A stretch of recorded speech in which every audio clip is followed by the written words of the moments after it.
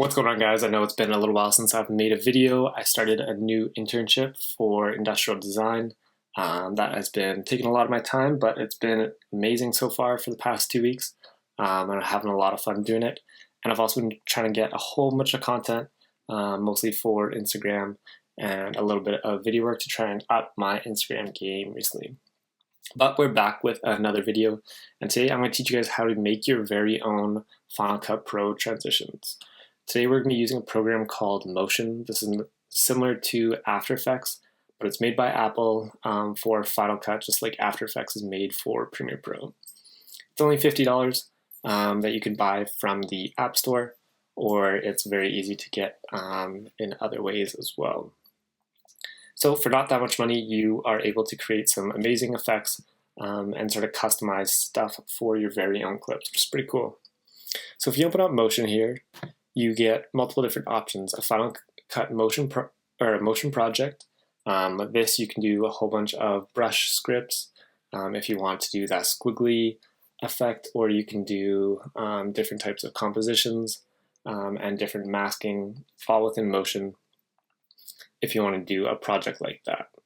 You can also do a Final Cut effect depending on what you want to do, a Final Cut generator if you want to do any sort of light leaks that you can drag and drop over top, a Final Cut title if you want, like my Sam Colder Wiggly title, you can make in the title section, or a transition. Today I'm going to show you guys how to do a transition.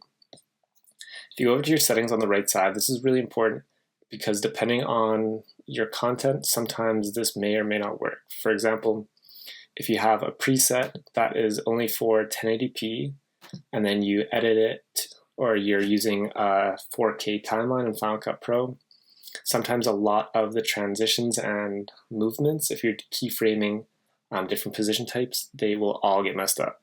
So I like to do mine in 4K and then do it usually at 30 frames per second, and then change your duration for 2 seconds, for example.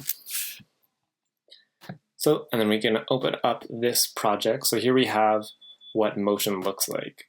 We go from transition A to transition B. It's a straight cut, just like so. But now it's time to play and get creative with any sort of effect that you want to create. So if you go over to your left side, there's a whole bunch of filters here. And basically this acts as different types of effects that you can add. So blur, you can do any different type of blur. Those are really good to use. Distortions are good to use. This is how you can get sort of that time warp effect with black hole and bulge. And you basically just overlay and keep adding and adding and adding until you get something cool that you're happy with. You can also use the keying, so Luma Keyer. And then what are some other good ones?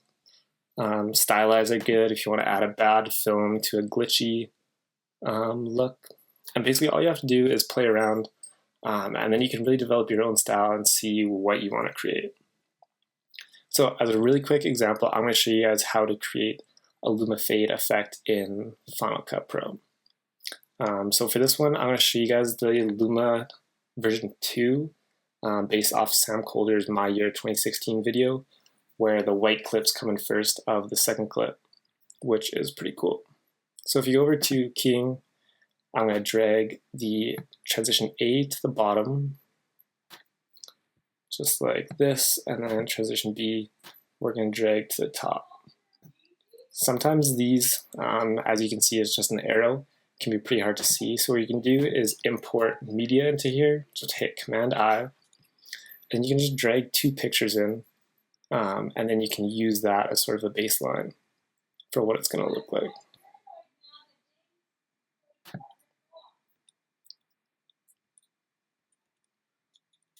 So I'm just going to take some clips from photos from the other nights, this one and that one. So if you drag that over top of the image or the clip, just like so, and then drag that one onto the bottom clip. So this just gives you a bit of a better idea of what it's going to look like. And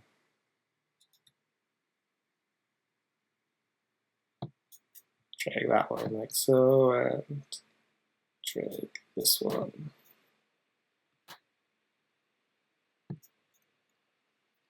Cool. So now it's time to add different effects. So for this one, we're going to add the Luma Keyer to clip number B and put that on there. And then we just got a keyframe.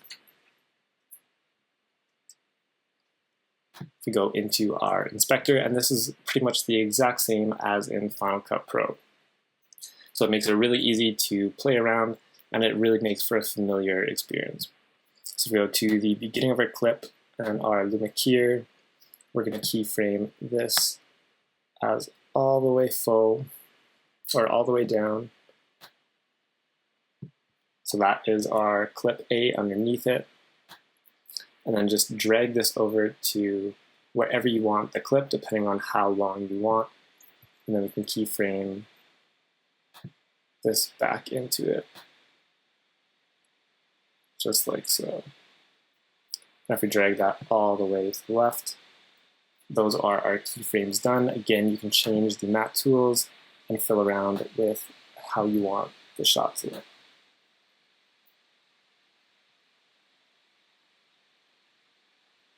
So there is a Luma fade transition built in Motion. So once you have your transition or your effect or whatever you created in Motion all done, just head over to the top and go File, Save As, and then create a new category within your library. So I'm going to call this Motion Test, Motion Tutorial, hit Create, and then name it whatever you want, Motion Test.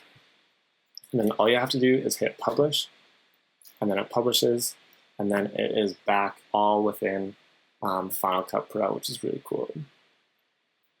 Next thing you can do is you can add rigs, which are pretty cool.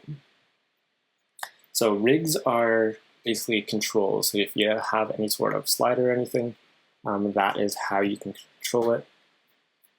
So what we're going to do for this clip, we have our Luma over here. If you go over to the little arrow and say Add to Rig, create new rig, and then Add to new slider.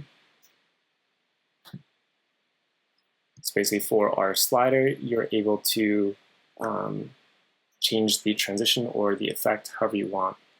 You just got to play around and figure out what works best. So it's really good to add sliders for any sort of glitchiness, any sort of prism look, or slider for maybe the midpoint on your Luma fade or something like that, which makes for an epic transition. So that's pretty much just a quick overview of Motion. I know it's a bit of a random video, but if you guys want to see more of how to create specific transitions, then please comment them down below and I'll definitely get to those. But for now, try out Motion. It's definitely really cool to play with, and you can develop your own transitions. Thank you guys for watching, and I'll see you guys next time.